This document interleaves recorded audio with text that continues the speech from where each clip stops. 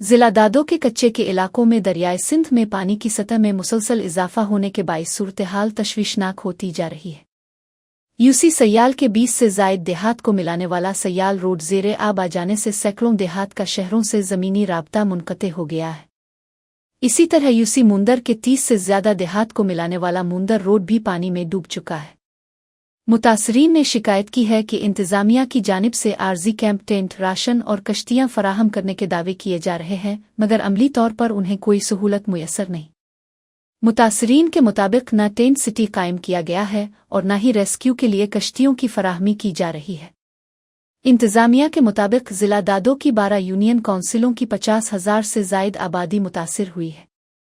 Deputy commissioner दादो सैयद मुर्तज़ा अली शाह ने media को बताया कि पानी का बहाव अब भी जारी है, मगर फ़िलहाल कोई ख़तरनाक सूरत-ए-हाल नहीं।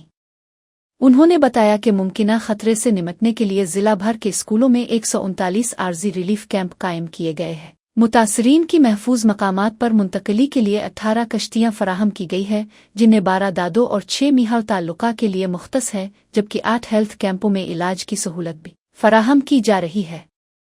डीसी के मुताबिक किसी भी हंगामी सूरत-ए-हाल से निपटने के लिए पाक फौज और रेंजर्स से भी राब्ता रखा जा रहा है।